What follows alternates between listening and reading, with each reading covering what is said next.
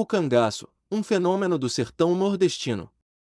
O cangaço foi um fenômeno marcado pelo banditismo, crimes e violência, ocorrido em quase todo o sertão do Nordeste do Brasil entre o século XIX e meados do século XX. Seus membros vagavam em grupos, atravessando estados e atacando cidades, onde cometiam pilhagens, assassinatos e estupros. Para muitos especialistas, o cangaço surgiu como uma forma de defesa dos sertanejos diante de graves problemas sociais e da ineficácia do Estado em manter a ordem. Um dos principais líderes do cangaço foi Virgulino Ferreira da Silva, conhecido como Lampião. Origem do termo cangaço. O termo cangaço deriva da palavra canga, uma peça de madeira usada para prender juntas de bois a carro ou arado. Desde 1834, cangaceiro era utilizado para se referir a bandos de camponeses pobres que habitavam o Nordeste brasileiro, vestindo roupas de couro e chapéus e carregando armas. O termo era pejorativo e designava aqueles que não se adaptavam ao estilo de vida costeiro.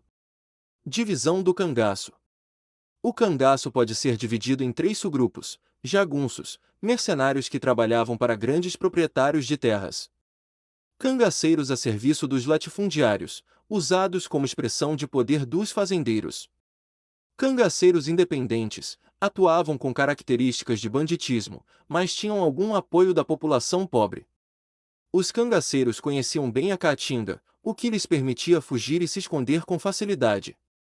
Utilizavam ervas medicinais, fontes de água e locais estratégicos para a sobrevivência. Principais líderes do cangaço. O primeiro bando de cangaceiros conhecido foi o de Jesuíno Brilhante, que agiu por volta de 1870. Outros cangaceiros notáveis foram Lucas Evangelista, Antônio Silvino, Corisco e, o mais famoso de todos, Lampião. Lampião Virgulino Ferreira da Silva, o Lampião, foi o maior líder do cangaço, atuando nas décadas de 1920 e 1930. Ele conheceu Maria Bonita, que se tornou sua companheira e a primeira mulher a integrar um grupo cangaceiro. Para as autoridades, Lampião era um criminoso brutal, para parte da população, era um herói sertanejo, comparado ao revolucionário mexicano Pancho Villa. O governo de Getúlio Vargas decidiu eliminar o cangaço, incluindo Lampião e seu grupo na lista de extremistas a serem eliminados. Em 28 de julho de 1938, Lampião e seu bando foram emboscados em Angico, Sergipe. 11 cangaceiros, incluindo Maria Bonita, foram mortos. Suas cabeças foram cortadas e expostas pelo Nordeste, o que marcou o início do fim do cangaço. Coiteiros, volantes e o fim do cangaço. Os coiteiros eram pessoas que protegiam os cangaceiros, fornecendo abrigo e comida, por amizade, medo ou interesse. As volantes eram grupos militares formados pelo governo para caçar os cangaceiros. Eram chamados de macacos pelos cangaceiros, devido aos uniformes marrons e obediência irrestrita. As volantes usavam metralhadoras otskis, armas que os cangaceiros temiam, mas também tentavam roubar para seu próprio uso. O cangaço chegou ao fim com mudanças sociais no Brasil, a migração para o sul e a melhoria das comunicações. O último cangaceiro do grupo de Lampião, José Alves de Matos, morreu em 2014, aos 97 anos. Cultura e o cangaço.